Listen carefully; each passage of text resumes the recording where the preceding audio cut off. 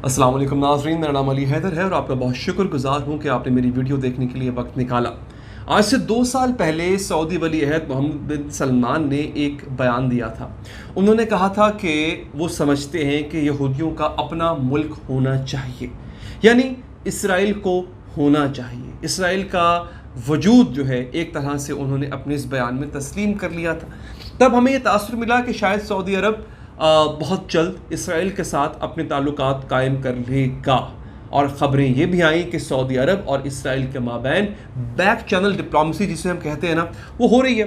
अच्छा, ये जब ख़बरें आ रही थी उस दौरान ऐसी भी रिपोर्ट्स आई थी कि शायद सऊदी वली अहद मोहम्मद बिन सलमान की किसी अहम ओहदेदार, इसराइली अहम ओहदेदार से मुलाकात भी बहुत जल्द हो जाएगी। फिर ये ख़बरें दब गईं। उसके बाद क्या हुआ, ये जो डील ऑफ द सेंचुरी, इसको Donald Trump deal of the century कहते हैं, ये आ गई। मुत्तहदा अरब अमारात इसराइल के दरमियान डील हो गई। इस सारे में एक बहुत बड़ा काम होने जा रहा था। वो एक अंग्रेजी का मुहावरा है नाज़रीन, he was caught with his hand in the cookie jar, जिसे कहते हैं जमीन में फड़े गए। ये फड़े किस तरह गए, वो बड़ी दिलचस्प बात है नाज़रीन। होने ये जा रहा था कि अमेरिका में बहुत जल्द इसराइली वज़ीर आज़म ने होना था, इधर से सऊदी वली अहद मोहम्मद बिन सलमान ने भी अमेरिका में ही होना था। जगह खुफिया होनी थी, सदर डोनाल्ड ट्रंप ने दरमियान में होना था, मोहम्मद बिन सलमान बैठे होने थे, बेंजामिन नेतन्याहू इसराइली वज़ीर आज़म ने हाथ बढ़ाना था और मोहम्मद बिन सलमान का हाथ थाम कर एक मुसाफा करना था। फिर उसकी खिंचनी थी तस्वीर, फिर उसकी बननी थी एक वीडियो, और आपको बताया ये जाना था कि ओहो, ये दोनों हुक्मरान किसी जगह पर इकट्ठे हुए, सदर ट्रंप से मिलने आए। मुझे ऐसे नहीं बड़ी ड्रामाई अंदाज में कि जी मोहम्मद बिन सलमान भी चूँकि उन दिनों में वहीं पर मौजूद थे, लिहाजा उनका भी आना हुआ, तो दोनों का आमना सामना हो गया, दोनों ने रस्मन हाथ मिला लिया। लेकिन वो जो हाथ मिलाना था वो तय था।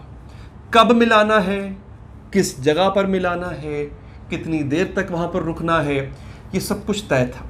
अच्छा, इस खबर को खुफिया रखा गया था। क्यों रखा गया था बताता हूँ आपको। रखा इसलिए गया था दोस्तों कि अगर ये बात पता चल गई तो अवामी रिएक्शन आएगा।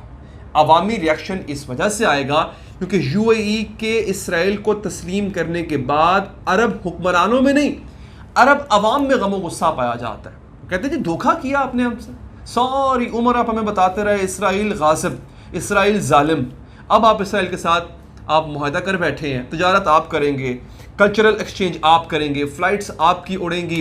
वो कहते हैं ना जफे वो आप डालेंगे उनको घुट घुट के 3-3 दफ़ा जिस तरह अरब करते हैं। खुदा का खौफ करो यार, कर क्या रहे हो आप हमारे साथ। और सऊदी अरब में भी इतनी पाबंदियां होने के बावजूद भी अब आवाम आवाज़ उठाने लग गई है। इस बात का डर था। उन्होंने कहा जी इस मुलाकात को आप खुफिया रखें, किसी को बताने की ज़रूरत नहीं है, हम जब ये मुलाकात हो जाएगी तब संभाल लेंगे। तब 100 हीले बहाने होते हैं कि जी बस वो इसलिए हमारे यहाँ कल्चर होता, फिर टुरदे पैसा थे, फिर आपस में राज मुलाकात हो गई, वह राज मुलाकात दा असी गल कर देंगे। खैर, दिस वॉज द स्टोरी। अब नाज़रीन हुआ ये, जब ये खबर लीक हुई, पता नहीं करवाई गई, अब मुझे समझ नहीं आती इतने बड़े पैमाने पर जो इतनी अहम खबर होती है वो लीक कैसे हो जाती है। लेकिन खैर लीक हो गई। अब मुसीबत पड़ गई मोहम्मद बिन सलमान साहब को। उन्होंने कहा ये तो टेंशन वाली बात है, मैं तो नहीं जाता अमेरिका, मैंने नहीं जाना। उन्होंने दौरा किया अपना मनसूख।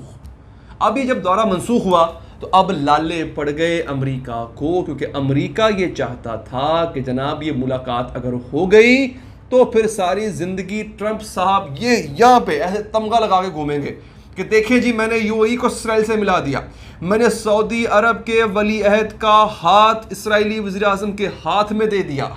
ये तो ऐसा तमगा था कि इस तमगे की बल पे सदर डोनाल्ड ट्रंप ने अगला इलेक्शन जीतना था। ये पड़ गए टेंशन में। इन्होंने कहा अब हम क्या करें, ये भागे भागे। इन्होंने कहा यार कोई बहाना करो, कोई सिलसिला करो, मुलाकात करवाओ किसी तरह से, कोई एक आध कम से कम ऐसे चलते फिरते वो जो हाय हल होती है वही हो जाए। सऊदी वाले ने कहा ना, चक्कर ही कोई नहीं, पॉसिबल ही नहीं है। उसकी वजह यह है कि इन हालात में पूरी मुस्लिम दुनिया इस वक्त गुस्से में है दोस्तों। इन हालात में अगर सऊदी अरब के वली अहद और इस्राएली वज़ीर आज़म कहीं एक साथ नज़र भी आ गए तो ये तो ठीक ठाक टेंशन वाली बात हो जाएगी, क्योंकि अभी अभी सऊदी अरब ने ये बयान दिया है कि जब तक फ़लस्तीन का मसला हल नहीं होता हम इसराइल को तस्लीम नहीं करेंगे। और आप सोचें ना, इस बयान के कुछ अरसे के बाद सऊदी अरब के वली अहद मोहम्मद बिन सलमान, उधर से इस्राएली वज़ीर आज़म बेंजामिन नेतन्याहू, दोनों खड़े एक दूसरे की तरफ मुस्कुरा के देख रहे होते, हाथों में हाथ होता, तो क्या बेवफाई का मंजर सामने आना था। लोगों ने कहना था यार क्या बेवफा निकले हो दोस्त। तो ये चक्कर है नाज़रीन जो मैंने सोचा आप तक बताना, आप तक पहुंचाना बहुत ज़रूरी है। मिडिल ईस्ट की सिचुएशन पे बहुत सी वीडियोस बन रही हैं, बहुत से लोग अंदर की खबरें भी दे रहे हैं, पता नहीं कहाँ से ला रहे हैं भाई। अगर किसी की बेंजामिन नेतन्याहू से यारी है या किसी की मोहम्मद बिन सलमान से यारी है तो मुझे भी बता दे। मेरे पास नाज़रीन जो खबर उनके अखबारों में, उनके मीडिया आउटलेट्स में आती है, बिखरी हुई आती है, मेरा काम होता है आपकी आसानी के लिए उनको इकट्ठा करूं, थोड़ी मेहनत करूं, इकट्ठा करके कंपाइल करके एक वीडियो बनाऊं, आपके सामने रख दूं। अंदर की खबर कोई कहता है ना कि मेरे पास है कि मोहम्मद बिन सलमान रात को बैठा क्या सोच रहा था कि वो कल को अमेरिका के साथ क्या करेगा, झूठ है किसी के पास। चले खैर, मैं किसी की बात क्या करूँ कि सब अपना अपना काम बहुत अच्छा कर रहे हैं। खैर नाज़रीन, सूरत हाल इस वक्त ये है कि अब माइक पॉम्पियो की पूरी कोशिश है कि वो अरब के जो दौरे पे आए हुए हैं, अरब ममालिक के दौरे पे आए हुए, कि वो मनाए सबको। सूडान के पास भी गए, मैंने पहली वीडियो में बताया था आपको, सूडान के पास गए, सूडान साहब आप भी आ जाएं। सूडानी वज़ीर आज़म को उन्होंने कहा जी आप भी आ जाएं, बड़े पैसे शैसे मिलेंगे, थबंटू मिलेगा, असला मिलेगा, उसके बाद जो है वो आपको तहफ़्फ़ुज़ मिलेगा, तिजारत आपकी बढ़ जाएगी।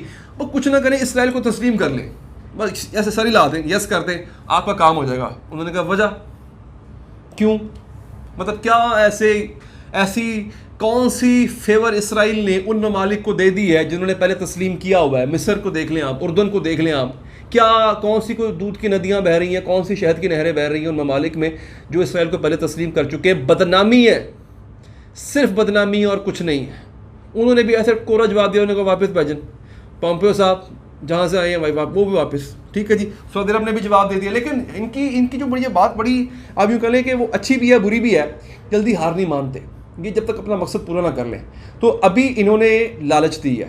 अब मुझे जो लगता है, अब यहाँ पे मैं अपना तज़िया दे रहा हूँ, गलत भी हो सकता है दोस्तों, आप लोग मुझसे ज़्यादा सियाने हैं, आप उससे डिसएग्री भी कर सकते हैं। तो मेरा तज़िया ये है कि अब इन्होंने लालच दिया था, अगर लालच काम नहीं आया तो फिर ये डराएंगे। इनमें से अक्सर ममालिक ऐसे हैं जो अमेरिका को तेल बेचते रहे हैं, वो तेल लेना बंद कर देगा। कुछ कर्जदार हैं, वो कर्जा वापस मांग लेगा। कुछ IMF के कर्जदार हैं, वो IMF को प्रेशर करेगा कि उनसे पैसे वापस मांगो या कुछ सख्त शराइत दो। अब डराने का काम जो है वो आहिस्ता आहिस्ता मुझे लगता है शुरू होने वाला है। वीडियो पसंद आई हो लाइक कीजिएगा, फीडबैक देने के लिए कमेंट ज़रूर कीजिएगा, और अगर आप चाहें तो चैनल को सब्सक्राइब करके बेल का बटन प्रेस करें ताकि आपको अपडेट्स मिलती रहें। दीजिए इजाज़त, अल्लाह ने के बाद।